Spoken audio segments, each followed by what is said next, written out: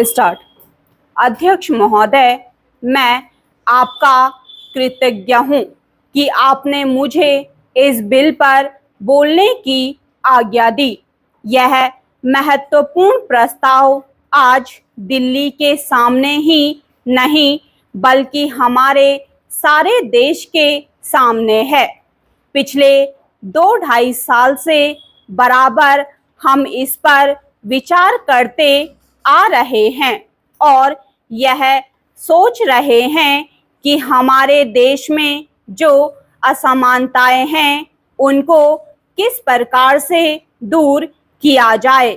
हमारे देश में करोड़ों जनता ऐसी है जिनको आराम से खाना नहीं मिलता, कपड़ा नहीं मिलता और जिनके पास रहने के लिए मकान नहीं है और जीवन की जो बुनियादी आवश्यकताएं हैं जो सबको मिलनी ही चाहिए वह नहीं मिलती हैं। ऐसे लोगों को किस प्रकार से सहायता पहुंचाई जाए, यह प्रश्न आज हमारे सामने है। इस संबंध में जैसा कि माननीय सदस्यों को मालूम होगा कि हमारे देश में जो सबसे मुख्य पार्टी कांग्रेस पार्टी है वह इस प्रकार के आयोजनों को आगे बढ़ा रही है। इस बात पर कई महीनों से विचार हो रहा है।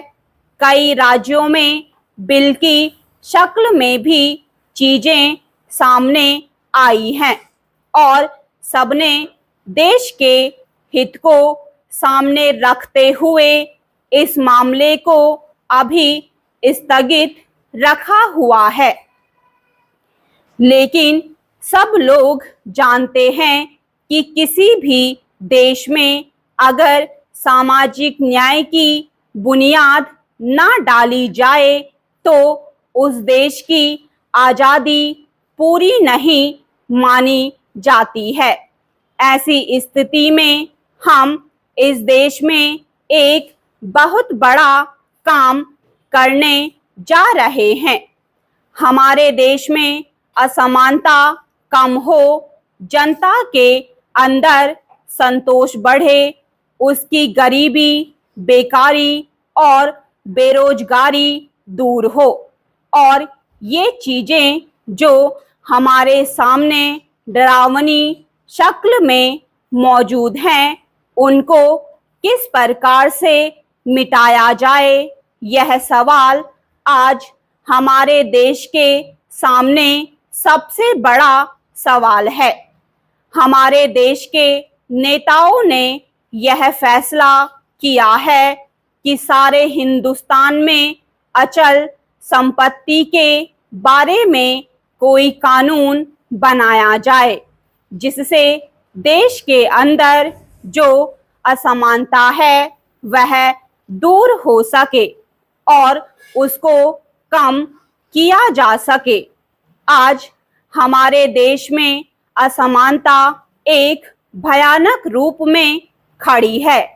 हालांकि हमारे देश के अंदर आय भी कुछ बढ़ी है, लेकिन इसके बावजूद हमारे देश में वह संतोष नहीं है, वह बुनियादी चीजें नहीं हैं जिनके बल पर हम इस देश में असमानता कम से कम कर सकें। यही कारण है कि यह प्रस्ताव आज यहाँ पर लाया गया है। देश की आर्थिक अवस्था का जो विवरण वित्त मंत्री जी ने हमारे सामने प्रस्तुत किया है वह असंतोषजनक है। स्टॉप।